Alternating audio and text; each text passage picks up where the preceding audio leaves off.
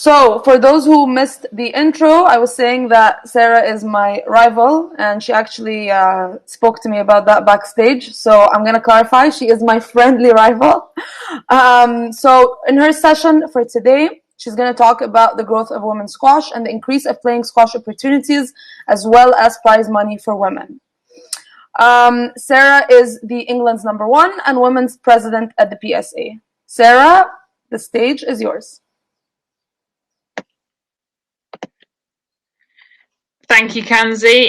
Yes, just to reiterate, friendly rivals. We did play quite a few times actually. I think in a couple of year period on the PSA, or might have been, I think it was WSA back then.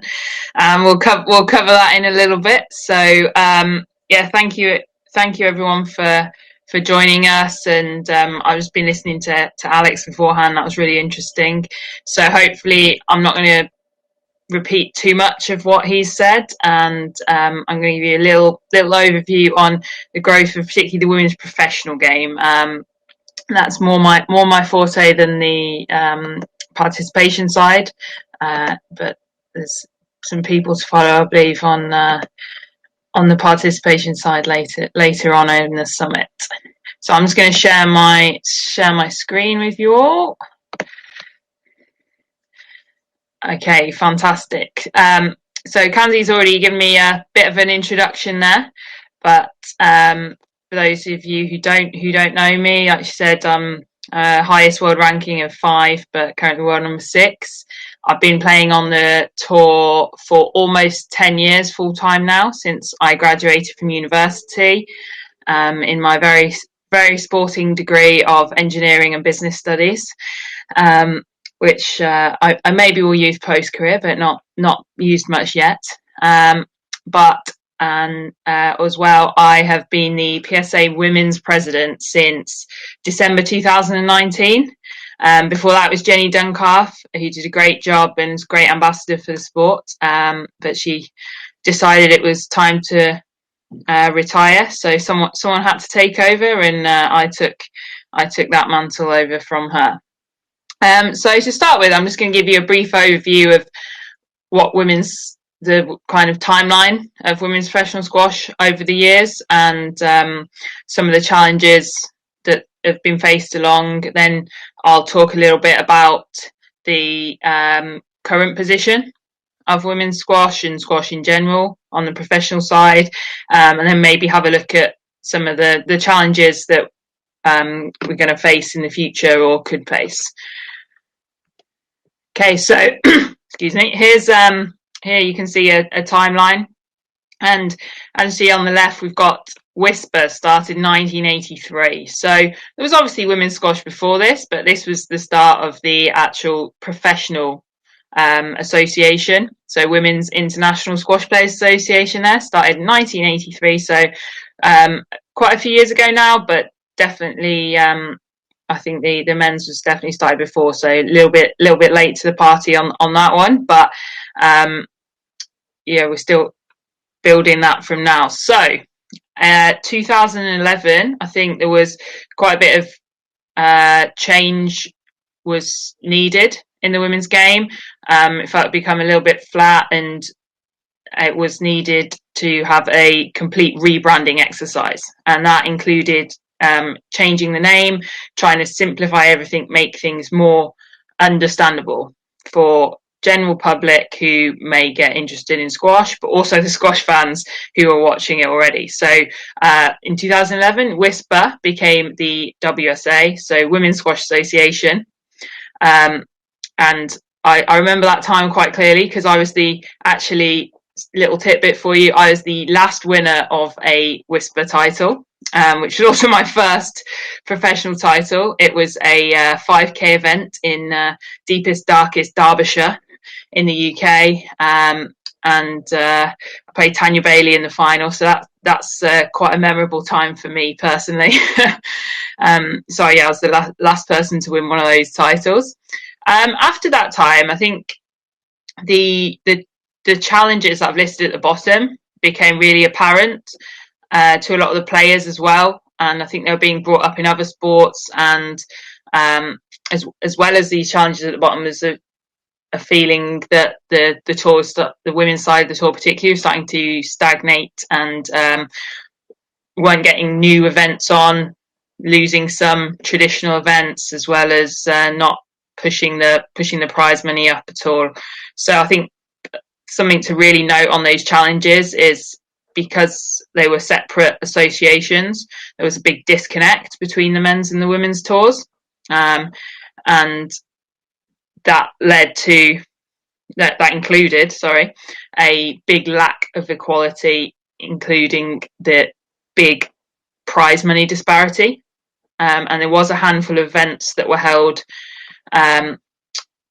together. Most of them were separate events from separate tours, but there was a few, British Open, US Open, those kind of events that were actually held together, but there was a big disparity in the prize money, which obviously the women were not pleased with at all.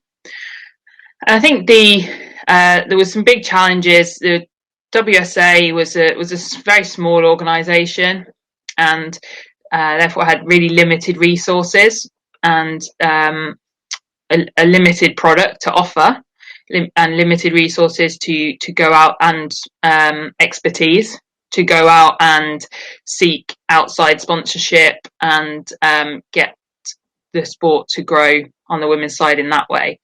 And all of these kind of just led to a limited earning potential for the women to play full-time squash.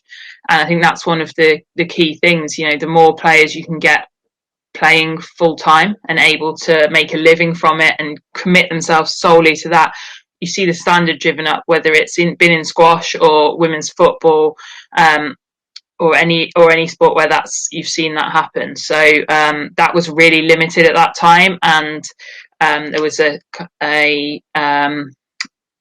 kind of feeling amongst a lot of the women players that the women's side of the tour had stagnated a lot, and they weren't happy with where it was going as well.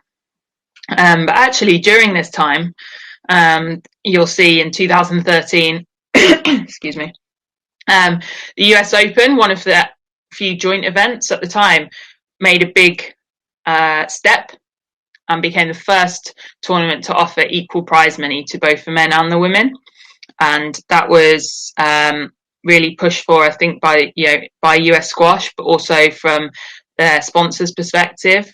I believe it was Delaware Investments at the time, as I think the US have been at the forefront of pushing to close that gender pay gap, and that was a big step in that direction. But you see, it didn't become across the board for a few years after that.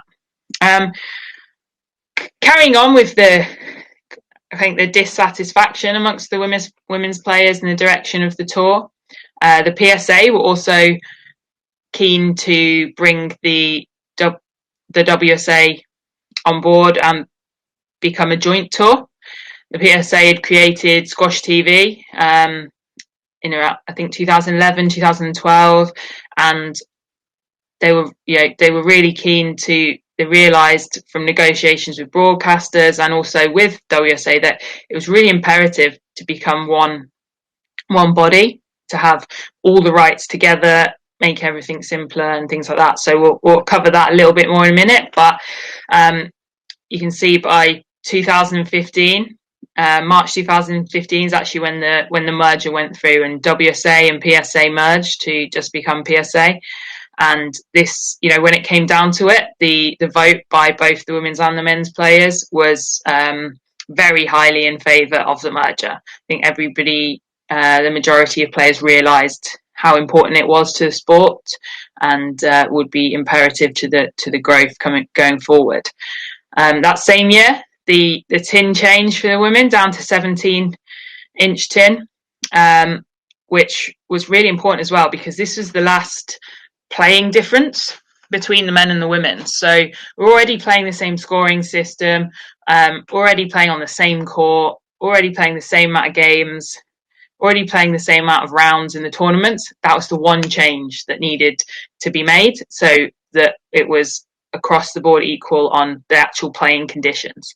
And there was definitely some hesitation about this from various angles, people thinking that the matches would become too short, and that the women's physicality wouldn't be able to cope with the increased physical demand. But from my perspective, at least since then, I think the women's game has become a lot more attacking and therefore a lot more exciting, and actually able to show off better angles that the lower team creates, and also the insane athleticism of so many of our female players.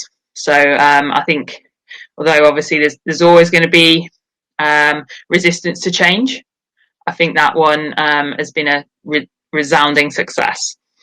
Then quickly, 2017, equal prize money was brought in across all the platinum events on the PSA World Tour. And we'll touch on that in a minute as well, with how the kind of strategy behind how we could make that possible and not just take away from the men's tour. And then, as you'll see, just last year, the kind of last rule was changed, which differed between the men's and the women's tours. They had slightly different seeding systems for the platinum events, and in essence, the women were seeding 1 and 2 players. So in the last 32, you'd always have a top 16 player seeded to play a non-top 16 player. Whereas in the men's, they had just the top 8 seeded. So in the last 32, the top 8 couldn't meet each other, but they could play anybody else, and so forth. So I think that there's pros and cons. There was definitely pros and cons for both, but the main issue was that they were different, and so that was the kind of last step in changing that. So you've also seen some really great second round matchups and things now, which promoters are able to push before the tournament and sell more tickets for earlier rounds as well, which is fantastic. And at the end there, total prize money equality. Whether it'll ever happen, I'd like to think one day maybe, but in reality, probably not. But I think it's something that needs to be continued to be strived for, even if it's never actually going to be reached, because it's so important that you continue to try and close that gap. Right, next one. Okay, so I've just got a table here. The top ones there on the left there are all of the women's stats. So this is just real tangible data for you to see how the merger has impacted both sides of the tour. So we've gone with 13-14 was the last season before the merger. We've gone with 18-19 because it was the most recent season not affected by COVID. And as you can see, huge increases in the amount of women's events on the tour, up nearly 70%, prize money up over $1 million in that time, 65.7%.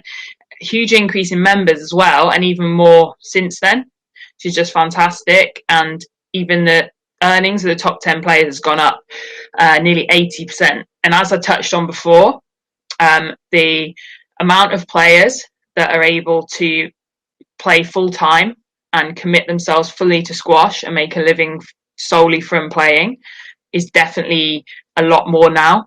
And you see that in the amount of players competing at tournaments and the depth of competition.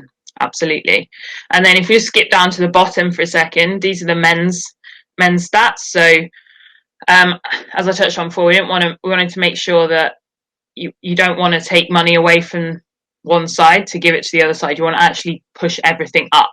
And as you can see, the men's tour, although the percentages aren't as high, the starting points were a lot higher. So actually the prize money still increased over $1 million. Still a huge increase over that 5-year period, and the events also up over 100 events in that time. So the events wise, the tour's in a really positive growth state.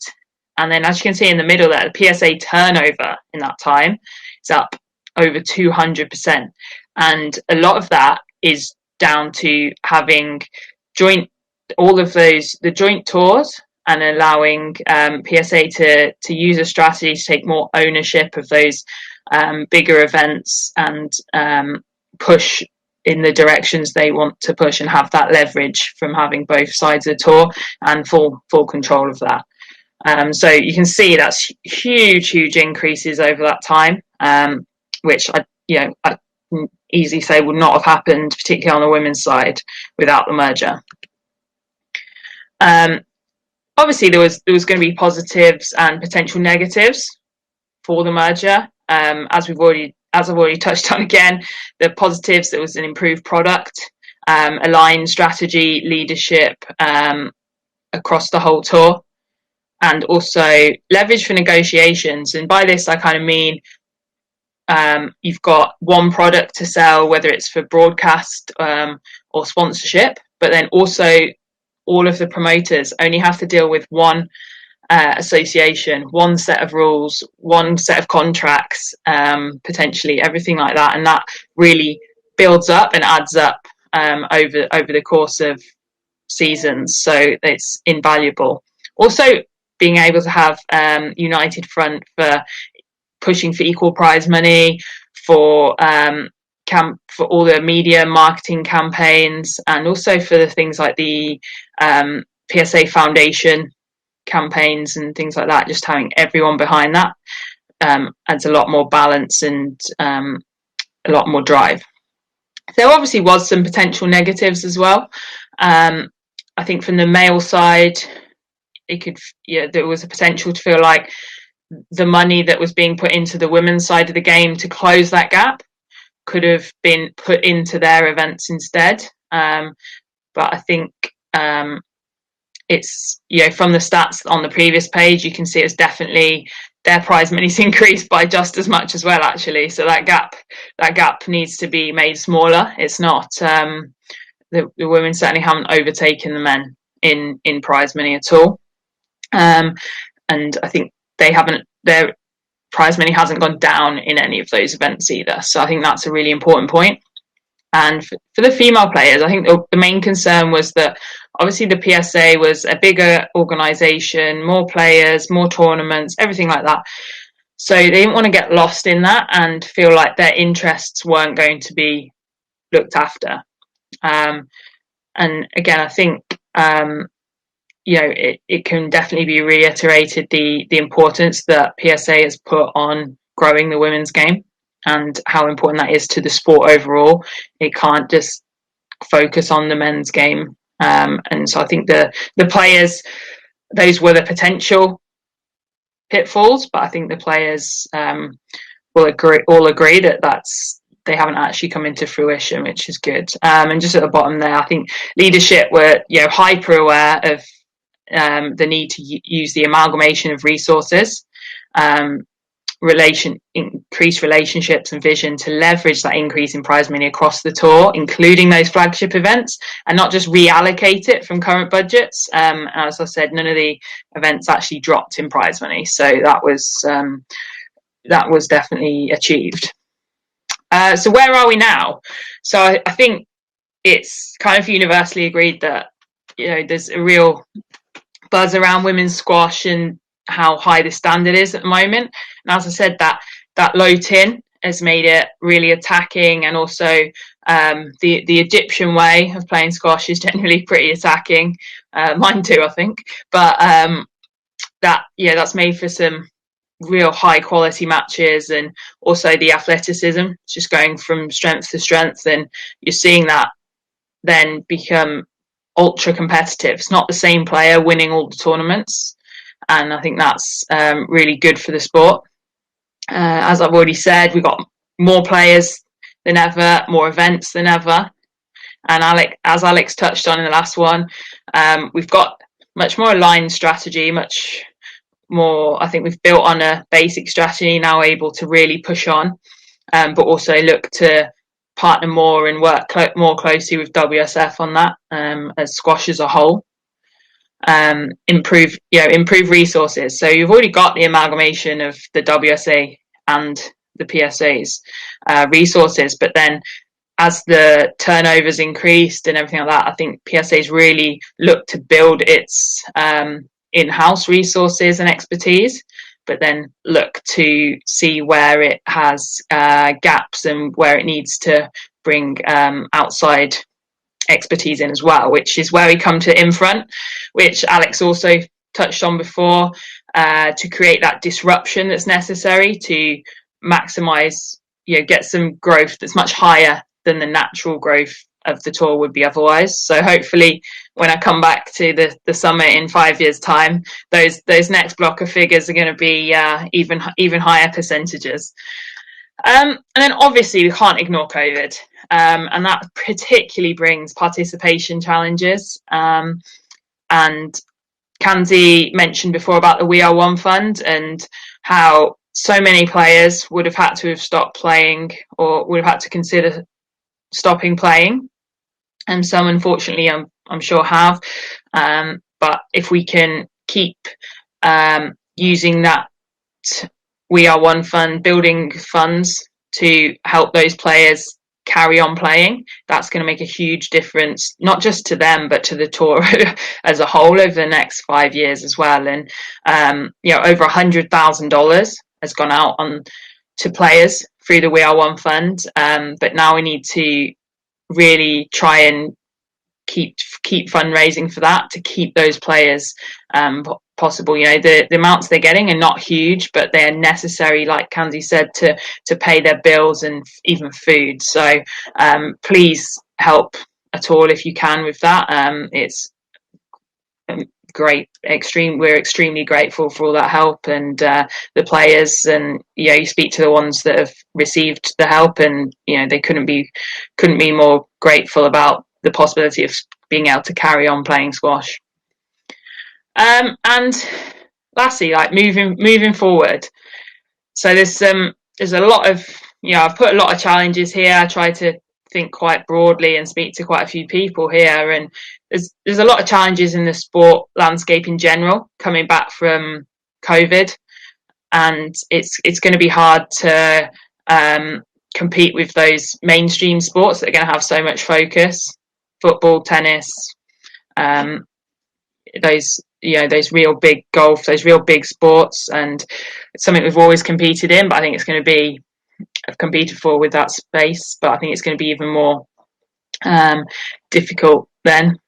I think you can't ignore the fact that women's sport has been harder hit than men's as well.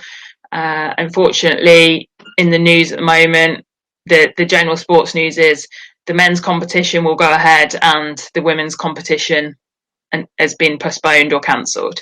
And I'm very thankful to be part of a sport where in squash that's not even a thought process, and that's where we need to definitely build, but we need to really recognise that the women's side's definitely been hit harder than the men's on all fronts, including squash.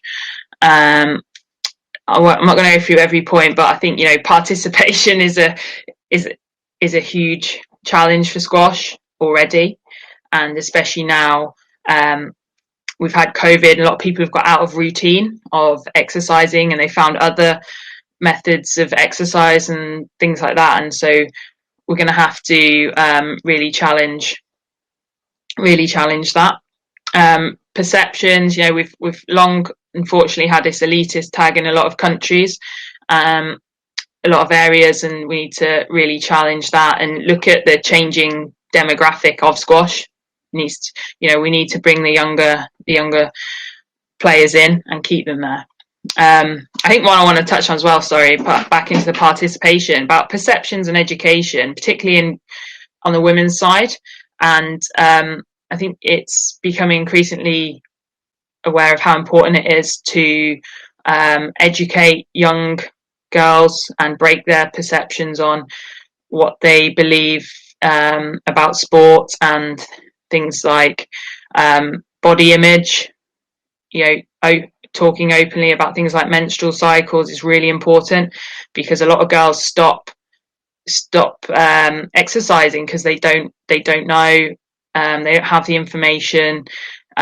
Also, they don't think it's the perception. It's not good to sweat and things like that. So we need to break these perceptions and put that education out there for girls to have the confidence to compete in whatever sport they want, and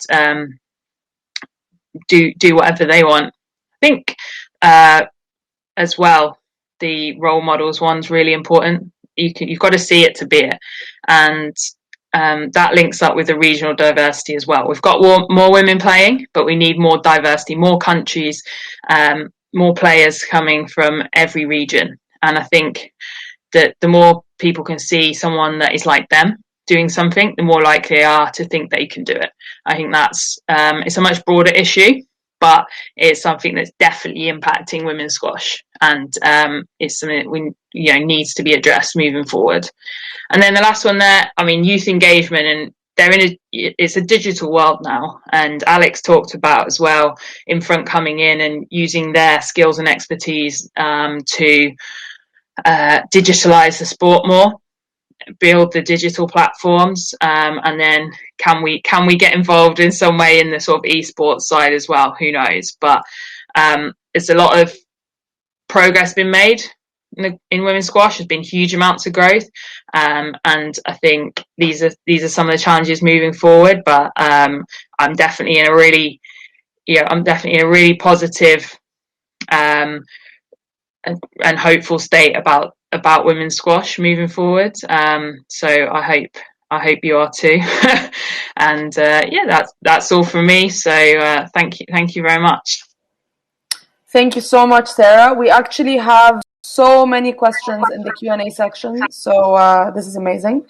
Unfortunately, we're only going to have time for a couple of them, but then after the session, if you want to go to the booths, and then people can join you and ask you more questions. Yeah, absolutely.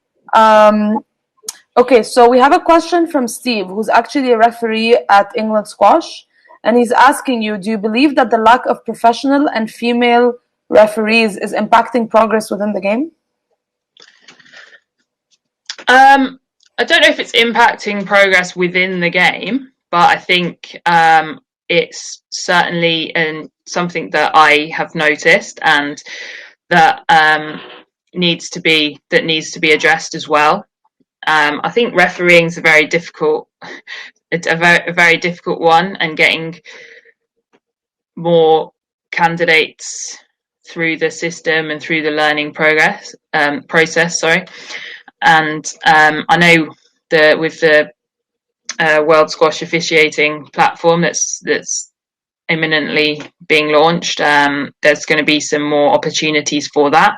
And it's, again, how do we break the perception that men are referees effectively, and bring more women into it. You do see a few women, but there's definitely, I think, more challenges, and it's historically seen as a bit of a boys' club as well, which can't be ignored. And it's how do we make it more inclusive and more open and welcoming to the women that want to get involved. And we have got some women referees, particularly in the UK, and it needs to be how can we keep those, and how can we get more. Amazing, thank you so much. And then the second question is, Mira is asking, in your personal experience, how has the culture of the game changed since you started playing with the merger into the PSA? I think the game has taken a few notches up on the sort of professionalism, and I think more what you're going to be getting going to an event. The levels of I think the level of organisation and everything that is required for those events is much higher. So you're not going to be worrying about whether you can access water or anything like bottles of water or anything like that. So I think that's definitely changed, and I think you've seen that then push the level of the game up too. So I think the culture has changed. I think it's as well, there's a shift from, I think there used to be sort of like a group of players at the top of the women's game who would almost like batter everybody else and then have a little tournament amongst themselves. I think is almost like how it used to be. The early rounds wouldn't be contested, whereas now I think, like I said, the breadth of the game, the depth of the standard is just on a skyrocket path, and those matches now are as competitive as the men's side of the draw. So I think it's definitely taken more seriously by the players, but also more invested by the fans as well. And I think it's a real kind of they see it as a professional game now. Amazing. Thank you so much. And last question. This is super hard. If you could pick, what would be the best moment of your career? I could never answer this question, so I'm curious to see what you have to say. I would say winning that 10K against you, Kanzi, but my best moment of my career, I think, well, there's a few. I think my silver medal at the Commonwealth Games was pretty special, and also when I won, I think winning the World Team Championships with England as well was amazingly special. I think a lot of the other players on the team had a lot of mental scars from previous experiences with that, and to win that and almost win it for me and for them was really special.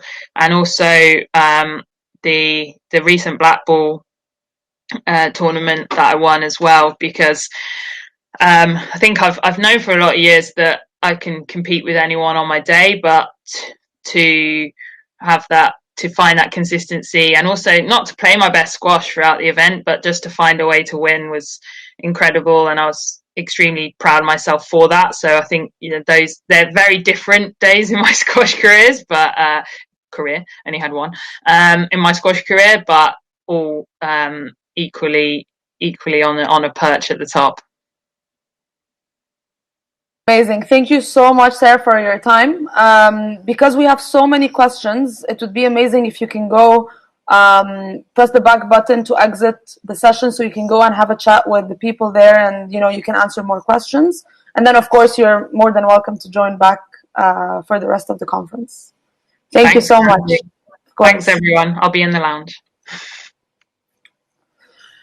Okay, so now Sportages had sent kind of a questionnaire to everyone on their emails, and I wanted to read to you guys the results of the polls because I think they're super interesting. So the first question that was sent to you guys was, which continent is likely to see the most growth in squash participation over the next 10 years? And the winning answer was Asia with 48.7% of the votes. The second question was, what do you think is the main issue building squash courts today? The answer was the return of investment with 41% of the votes. The third question was, which area should squash be investing in to grow the game? The answer was grassroots with 48.7% of the votes. And finally, the last question was, which technology is most likely to have an impact on the future of squash? And the answer was sportification with 50% of the votes. Next, we have a short video from one of our Platinum sponsors, Melior Sports. They are actually the creators and the implementers of sports tech and construction, maintenance and hire of customized squash and paddle courts. So let's watch the video.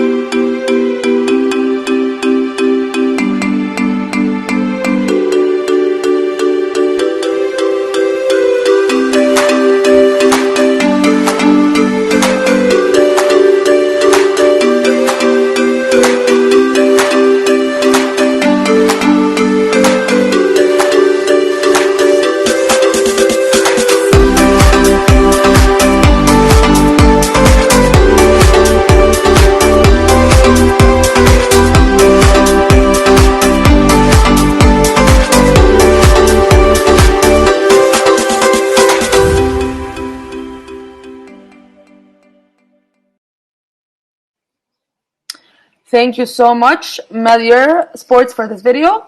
I also wanted to shout out to our diamond sponsor, Ranked In and Sportcam. Now, without further ado, let me introduce you guys to our second speaker for today's first session. His name is Carlos Schonenberg. I hope I pronounced that correctly.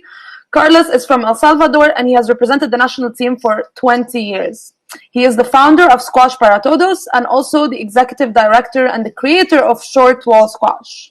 Carlos will be providing an overview of Squash para Todos, and also he will be talking about outdoor squash and short wall squash, including the game in El Salvador. While he is speaking, please don't forget to put your Q&As in the Q&A section on the right so that we can ask him some questions when he's done. Carlos, are you ready? Yes. Hi, Kenzie. Amazing. Amazing. We are so excited to see what you have to say. Yeah, thank you. Thank you so much. And thank you to the Sportages team for putting this together. I have no doubt in my mind that there will be an after the summit in the squash history. So I'm really excited to be part of this and to share our experience with the outdoor squash. So I'm going to share my screen with you guys.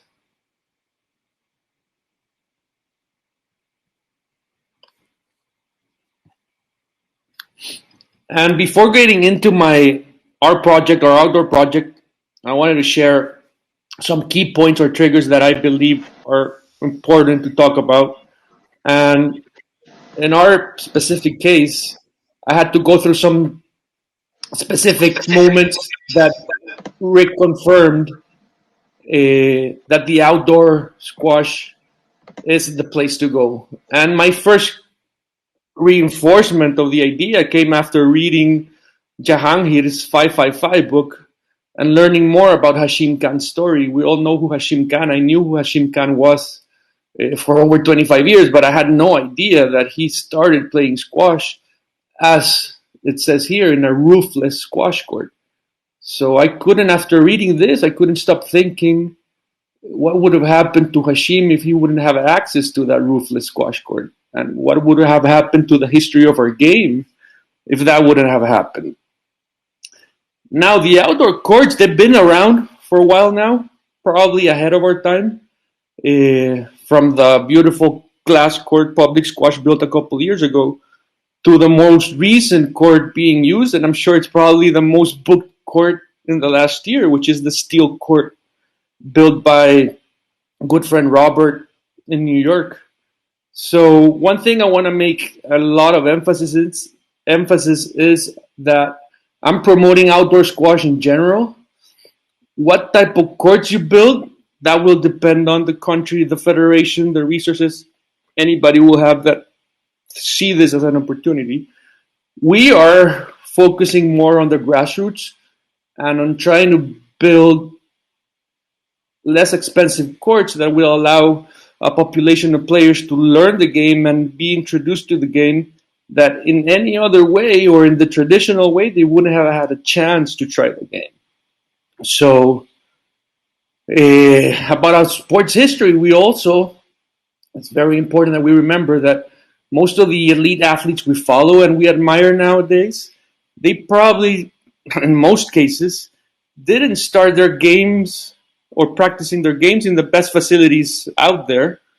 A lot of them came from really adverse situations, but that first access, that's what brought them into the game. Then after a lot of hard work and dedication, they became the elite athletes there now, the idols we admire now, and they're the ones making the real money. So there's a lot of emphasis on, I think there should be a lot of emphasis put on growing the sport backwards and getting the game to all that grassroots.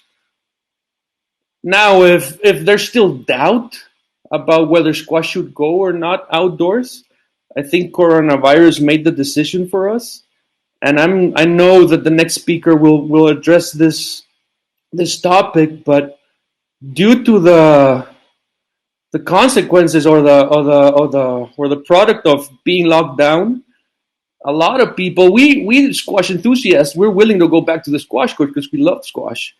But for those that are looking for a new physical activity, a new sport, it only makes sense that people will look for outdoor activities after being locked down, and there's countries that are still locked down. Uh, People will have as a first choice an outdoor activity. So I encourage the outdoor world. I know technology will play a big part to make that court a little bit more fun for people to come back, or new people to engage in the sport. But I do believe that outdoors is the next move squash has to make.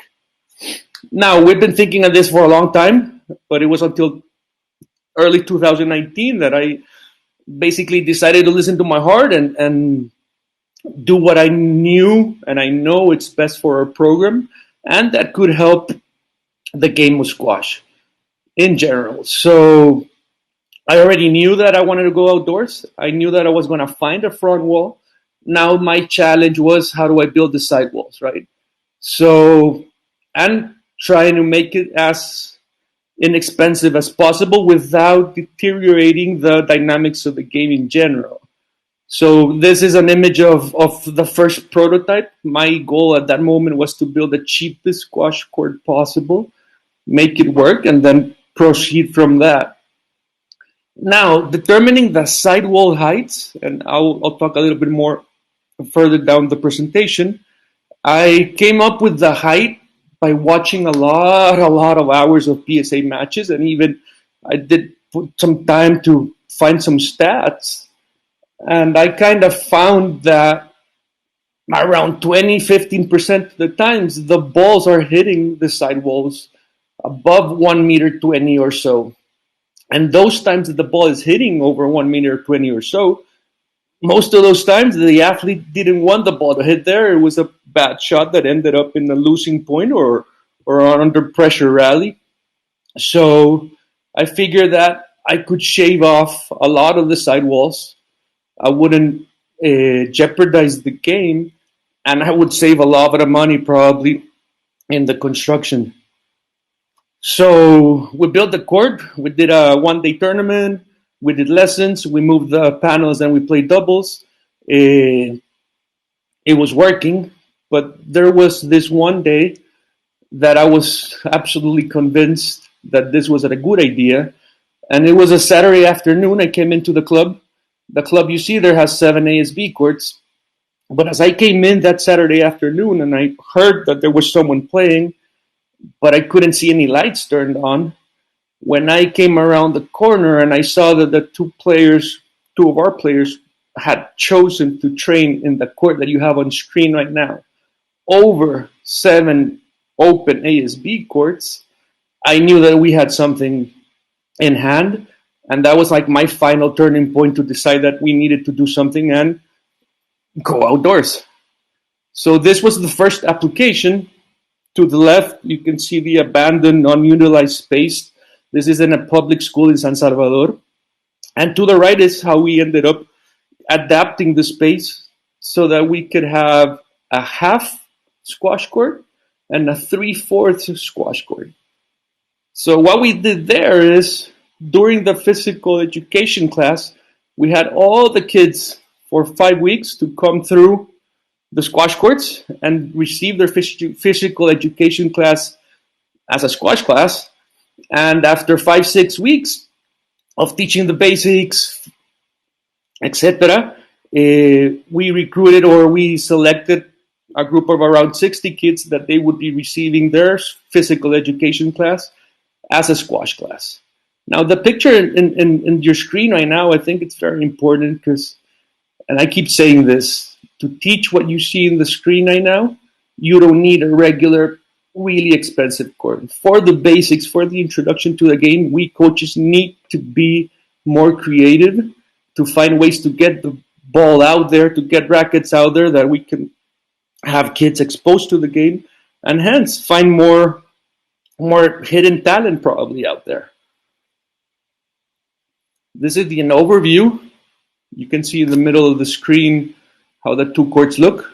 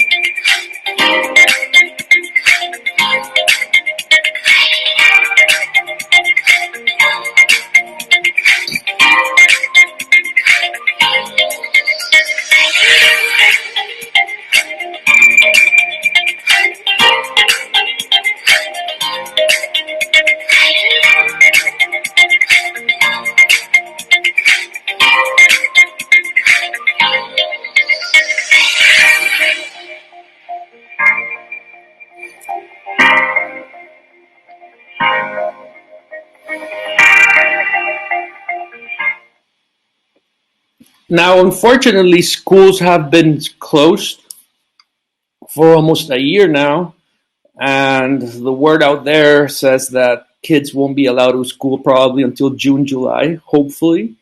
The positive thing is that, ironically, all the sporting activities are allowed. So all the tennis academies, soccer academies, they're all running. So we didn't want to wait for schools to reopen and continue with our outdoor endeavor. So that's how this was born at the end of last year, and we basically opened it 5 weeks ago.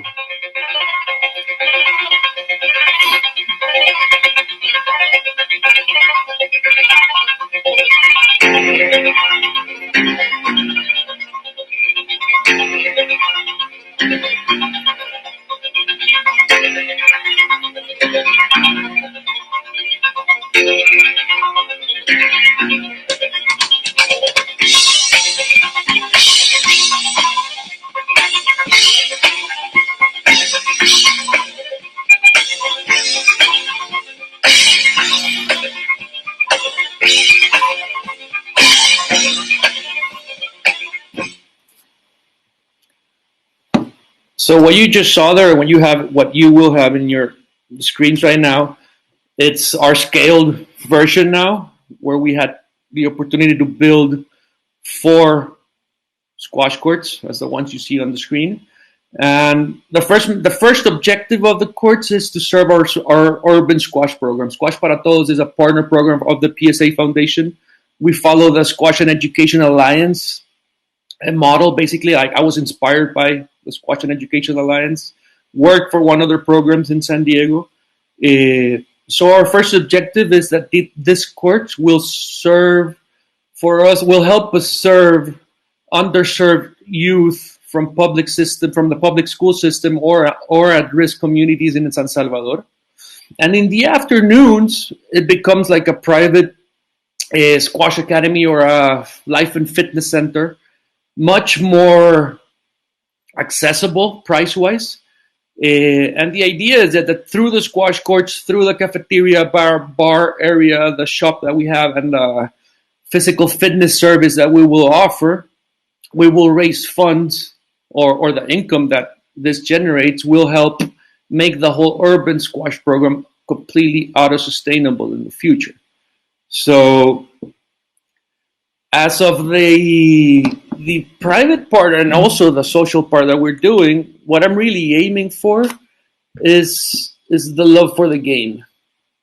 I've been around the game since 1989, and for the last years, I could see how every time a new player would come in, especially juniors, we'd start selling them the idea of travel, national team, scholarships, and they fall in love with all this, but they don't fall in love with the game.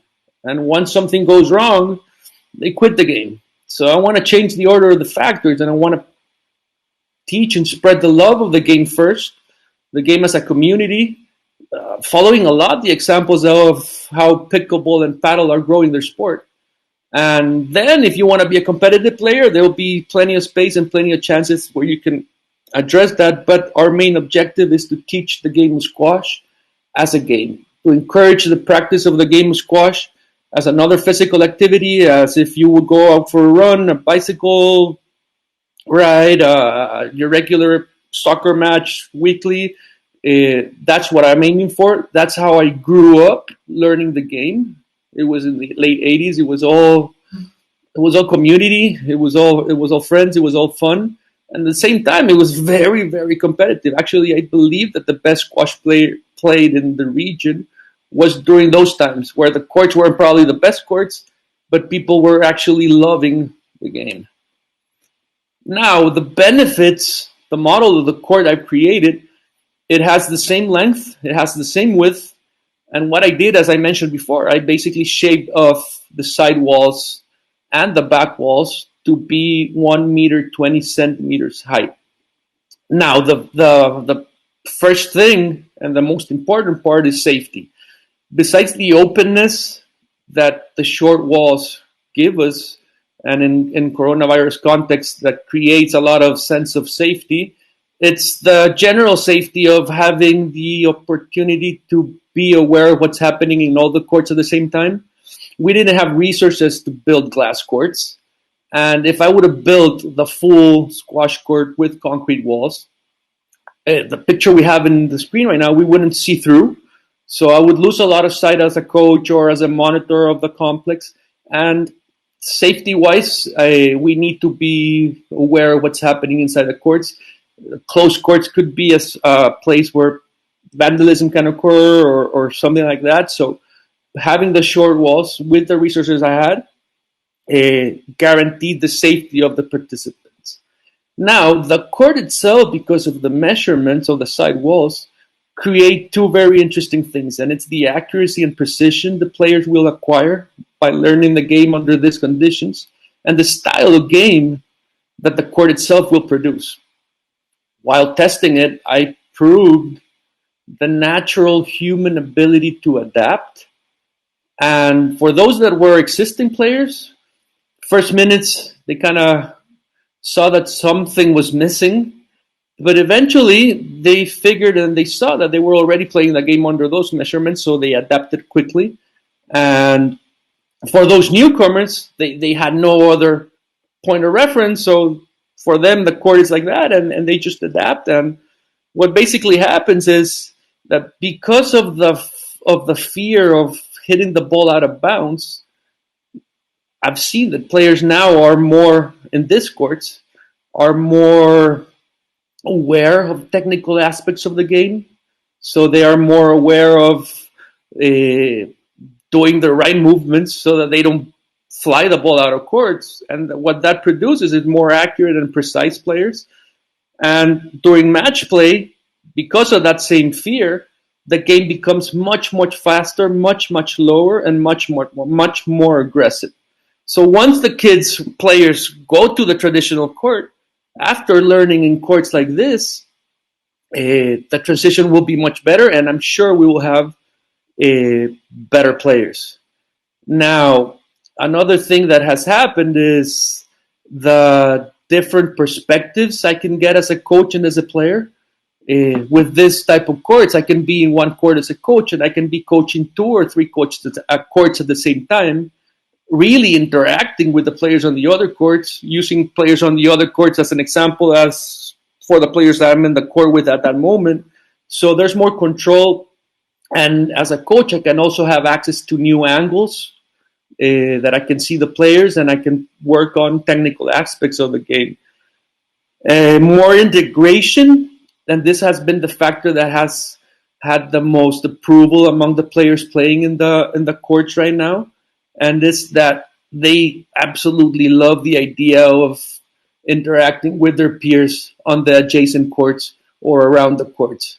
Kids are not feeling lonely inside those high walls, and that integration and that ability to, or that possibility to see through courts and all around has given them a real sense of being part of something. Like now, and I've said it, when a team enters a squash facility and starts a team training, it's actually individual trainings, because everybody gets into one court and you lose track or you lose sight of all your other teammates.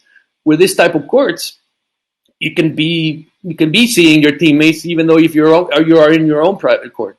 When you're doing solo, but you can see the guy on the other court, the player on the other court, and kind of interact. So it's less lonely, and hence I've figured and I've found out that that's something that people are really, really keen to. And the last part is less desertion, and this is more and this is how we want to use the outdoor courts and this other type of courts is all our students will start in these outdoor courts, and after reaching certain level of skill, a certain skill level, they will be awarded a scholarship where they will get the chance to go to the real ASB court facilities that we also run, and where they will receive all the benefits the program has to offer them. So that way, when we get the kids to the real courts, I'm almost sure that those that will get there will not leave.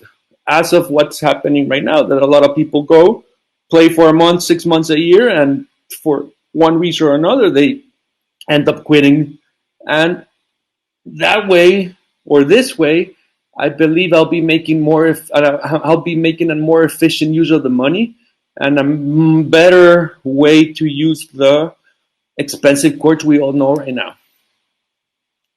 The biggest benefit of all is the price. I managed to build 4 squash courts for $24,000. I wouldn't build half a squash court in El Salvador, at least, for that money. The 60, 65 players that are already playing in the first 5 weeks, they wouldn't be playing squash.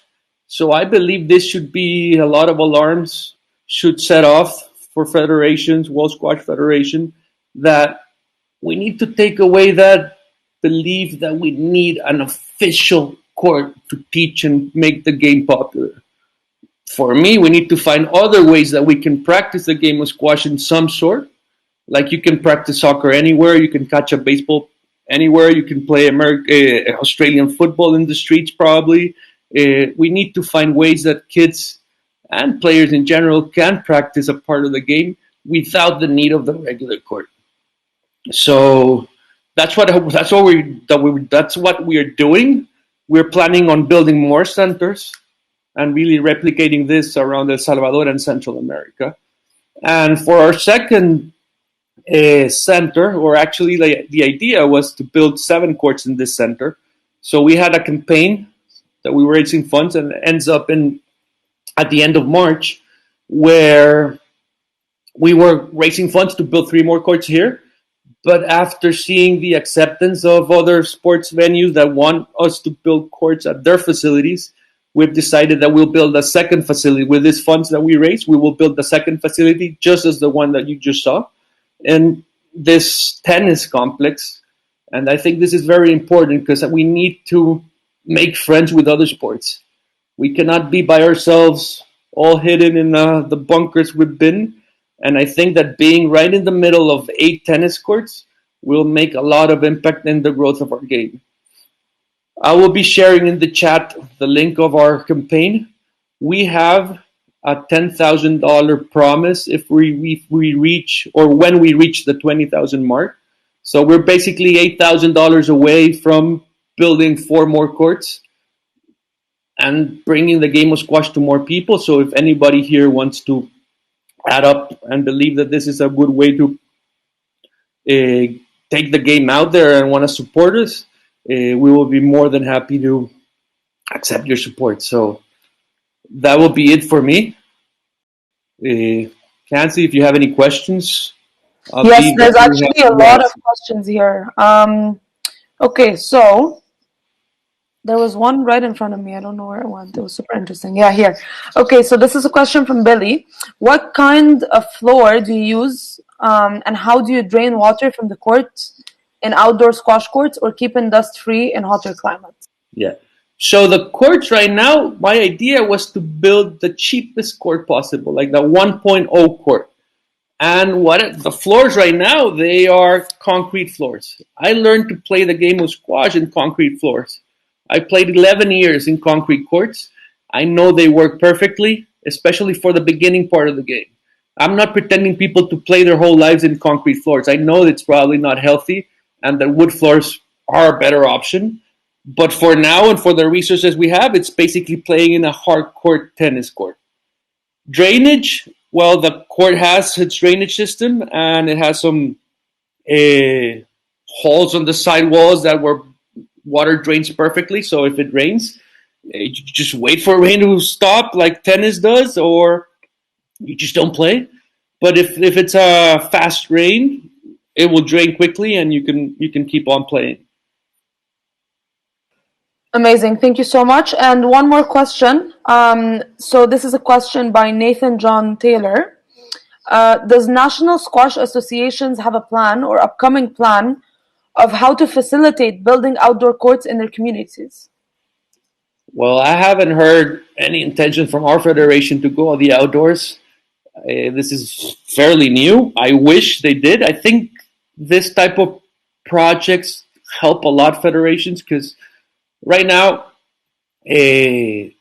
or how can this project help is federations can come to these centers. They don't have to run the centers, but if there's centers like this, they can come and do their talent research, and from this type of courts, bring the talented players to the federation facilities, and then provide the high performance training the kids will need and the federation will provide. But for now, there's no support from federations. I don't see any interest from federations, and we should not feel discouraged by this. I think that federations, they do what they can. They have limited resources. They have limited people, and it's up to us and people like everybody, all the speakers today, that we do our part within our own expertise areas to add up and make the job of federations a little bit easier. Thank you so much, Carlos. We really appreciate your time. Okay, so thank you.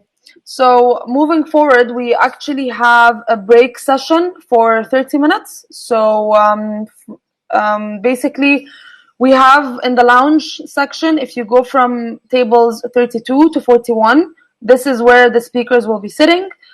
You can join them if you want to ask them more questions. I saw that there were so many questions in the Q&A section, but unfortunately we didn't have that much time for them. So if you'd like to go and speak to any of the speakers, feel free to go in the lounge. And again, just to remind you, the tables are from number 32 to 41. This is where you will find our speakers. We will see you again in 30 minutes, and see you soon. Bye.